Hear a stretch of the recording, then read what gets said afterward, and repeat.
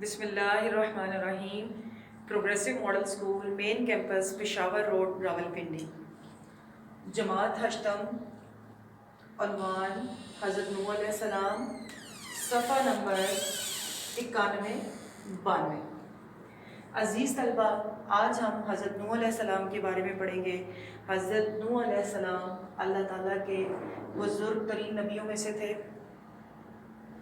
انبیاء کرام کا جو سلسلہ شروع ہوتا ہے حضرت آدم علیہ السلام سے لے کے نبی کریم صلی اللہ علیہ وسلم تک، ان میں سے حضرت نوح علیہ السلام کا جو نمبر آتا ہے یا جو سلسلہ چلتا ہے وہ 17واں نمبر ہے۔ کتنواں ہے؟ 17واں نمبر ہے، یعنی 17 نمبر پہ حضرت نوح علیہ السلام انبیاء کرام کے سلسلے میں سے آتے ہیں۔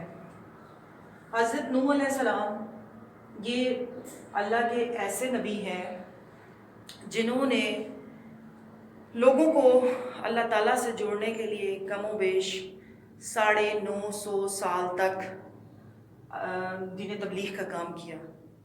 950 سال تک، یعنی 950 سال تک انہوں نے لوگوں کو اللہ کے ساتھ جوڑا، اور اس میں سے کم از کم 80 لوگ، کتنے لوگ؟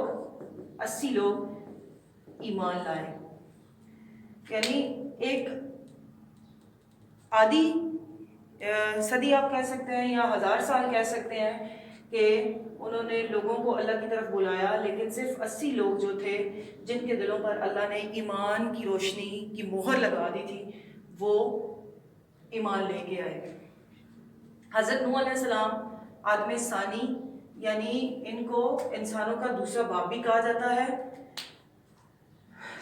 ان کو آدم ثانی اس وجہ سے بھی کہا جاتا ہے کیونکہ جب یہ طوفان آیا اور ان کی قوم پانی میں بہہ گئی، تو جب دوبارہ اللہ نے زمین آباد کی تھی تو حضرت نوح علیہ السلام کو اللہ تعالیٰ نے لوگوں کے سامنے آدم ثانی کے لقب سے مشہور کرایا تھا۔ قوم کو رائے حق کی طرف بلاوا حضرت نوح علیہ السلام نے، میں نے آپ کو پہلے بھی بتایا کہ حضرت نوح علیہ السلام نے 950 سال تک لوگوں کو اللہ کے دین کی طرف بلایا اور 80 لوگ ایمان لے کے آئے۔ ان کا جو دعوت تھی وہ اپنی قوم کی طرف تھی، اور قوم کے اندر امیر غریب سب لوگ شامل تھے، لیکن ان کے بلاوے کی طرف صرف اور صرف غریب طبقہ یا غریب عوام آئی۔ ان کے قوم کے رئیسوں نے ان کو یہ کہہ کے ان کی مخالفت کی یا ان کو جواب دیا کہ یہ کمزور اور غریب لوگ جو ہیں یہ تمہارے ساتھ اٹھتے بیٹھتے ہیں، ہم تمہارے ساتھ نہیں بیٹھ سکتے کیونکہ ان لوگوں کی وجہ سے ہمیں گن آتی ہے۔ تو حضرت نوح علیہ السلام نے اپنی قوم کے رئیسوں کو یہ کہا کہ میں تم سے کچھ بھی نہیں مانگتا، کوئی کسی قسم کا اجر نہیں مانگتا، لیکن یہ لوگ جو غریب لوگ ہیں یہی اصل میں ایمان والے ہیں۔ قوم کی حضرت نوح علیہ السلام سے مخالفت میں نے آپ کو پہلے ہی بتا دی کہ جب حضرت نوح علیہ السلام نے لوگوں کو اللہ کی طرف بلایا تو ان کی قوم کے جو رئیس تھے انہوں نے ان کی مخالفت کرنا شروع کر دی۔ مخالفت ایسے ہی کی کہ یہ تو ہمارے جاؤ منصب کے مطابق لوگ نہیں ہیں، اس وجہ سے ہم تمہارے ساتھ نہیں بیٹھ سکتے۔ حضرت نوح علیہ السلام کا اپنی قوم کو کیا جواب تھا؟ جب انہوں نے قوم کو رائے حق کی طرف بلایا تو قوم نے آگے سے مخالفت کی، تو حضرت نوح علیہ السلام کا قوم کو جواب یہ تھا کہ میں تم لوگوں سے کسی قسم کی کوئی پیسے یا کوئی رقم دولت نہیں مانگتا، میں صرف اور صرف تم سے ایک ہی یہ بات کرتا ہوں کہ تم صرف ایک اللہ کی طرف جڑ جاؤ، ایک اللہ کی طرف آ جاؤ، کیونکہ آخرت کے دن تمہیں اس چیز کا حساب دینا ہوگا۔ حضرت نوح علیہ السلام نے ہر طرح سے اپنی قوم کو اللہ کی طرف بلانے کی کوشش کی، اور ان کی قوم اتنی ان کے ساتھ سخت ہو جاتی تھی۔ اسلامی تاریخ ہمیں یہ بتاتی ہے کہ حضرت نوح علیہ السلام کو ان کی قوم کے لوگ جو تھے وہ اتنا مار پیٹ کرتے تھے، اتنا زیادہ کہ حضرت نوح علیہ السلام جو تھے وہ کیا ہوتے تھے؟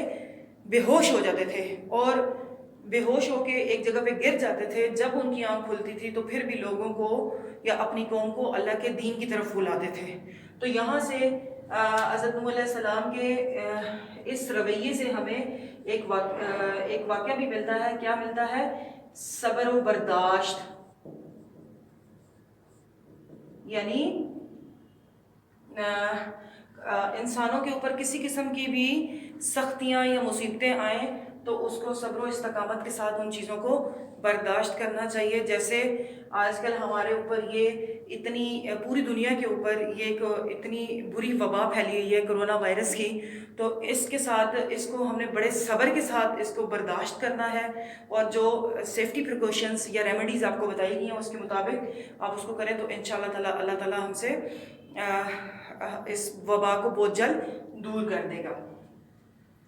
حضرت نوح علیہ السلام کی قوم کی طرف سے مایوسی, جب حضرت نوح علیہ السلام نے 950 سال تک اللہ کے دین کے تبلیغ کی, لوگوں کو اللہ کے ساتھ جوڑنے کی کوشش کی, تو ان کی قوم میں سے صرف آپ کو میں نے پہلے بھی بتایا کہ 80 لوگ جب ایمان لائے تو حضرت نوح علیہ السلام اپنی قوم کی طرف سے بہت سخت مایوس ہو گئے تھے.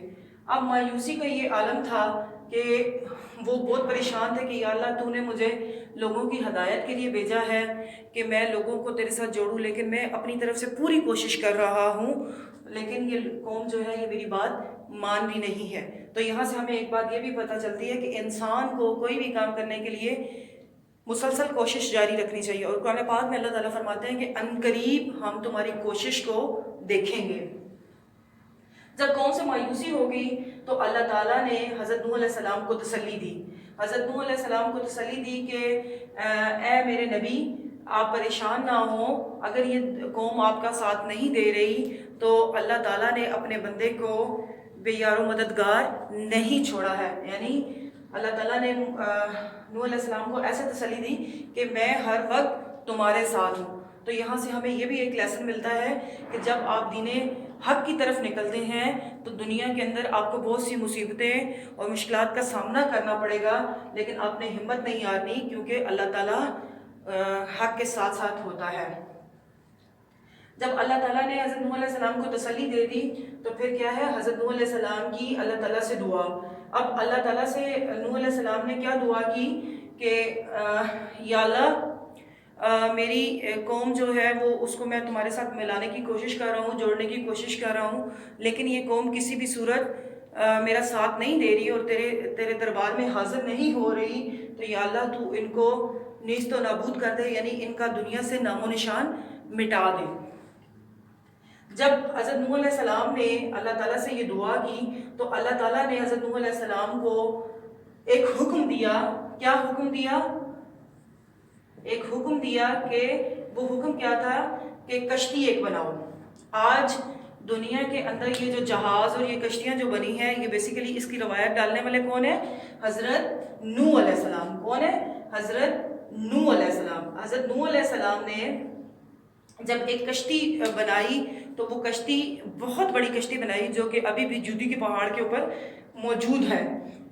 اب یہ کشتی جب بنائی تو اس کشتی کے حضرت نوح علیہ السلام نے 3 پورشنز بنائے. اب 3 پورشنز کیسے بنائے؟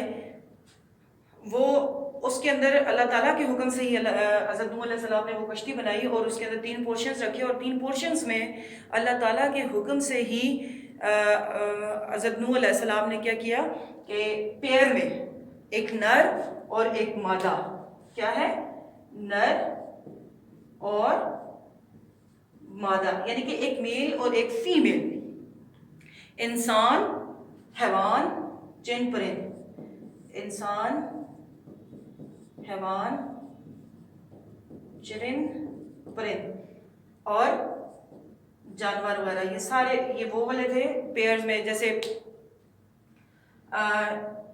مرد اور عورت, کبوتر اور کبوتری. اسی طرح ہر انسان, حیوان, چن, پرند کا ایک پیئر جو تھا وہ انہوں نے اس کے اندر, اس کشتی کے اندر ڈفرینٹ پورشنز کے اندر اللہ تعالیٰ کے حکم سے وہاں پہ ٹھہرائے. جب وہ ٹھہرائے تو اللہ تعالیٰ نے حکم دیا کہ اب اس کشتی کو آپ لے کر چل پڑیں. تو حضرت نوح علیہ السلام نے اس میں, اور حضرت نوح علیہ السلام کا ایک بیٹا تھا کنعان. کون تھا؟ نوح علیہ السلام کا بیٹا کنعان, جو کہ کافرین میں سے تھا. اس کی ہمدردیاں جو تھیں وہ اپنی قوم کے ساتھ بہت زیادہ تھیں, تو اس نے اپنے والد کی بات کو نہیں مانا. حضرت نوح علیہ السلام نے اس کو بار بار یہ تلقین کی کہ اے بیٹے ابھی بھی وقت ہے، تم اللہ کی طرف آ جاؤ، اللہ تمہیں بچا لے گا۔ تو اس نے کہا کہ میں آپ کی طرف نہیں آتا، مجھے اگر کوئی اللہ تعالیٰ کی طرف سے عذاب آئے گا تو میں اس پہاڑ کے اوپر چڑھ جاؤں گا۔ تو یہاں سے جب اللہ تعالیٰ کا عذاب آیا، یعنی اللہ تعالیٰ نے سیلاب بھیجا، تو اس سیلاب میں حضرت نوح علیہ السلام کی جتنی بھی قوم تھی وہ ساری کی ساری غرق ہو گئی، اور اس میں ان کا بیٹا کنعان بھی غرق ہو گیا، کیونکہ اللہ تعالیٰ نے اس کو اس کے غرور کا مزہ چکھایا کہ اس نے اللہ کے نبی کی بات کو جھٹلایا۔ جو اللہ کے نبی کی بات کو جھٹلاتا ہے پھر اس کا ٹھکانہ جہنم ہی ہوتا ہے۔ جب کشتی بنا لی تو اللہ تعالیٰ نے پھر وہاں پہ جب سیلاب ختم ہو گیا تو دوبارہ سے وہاں پہ زمین آباد کی۔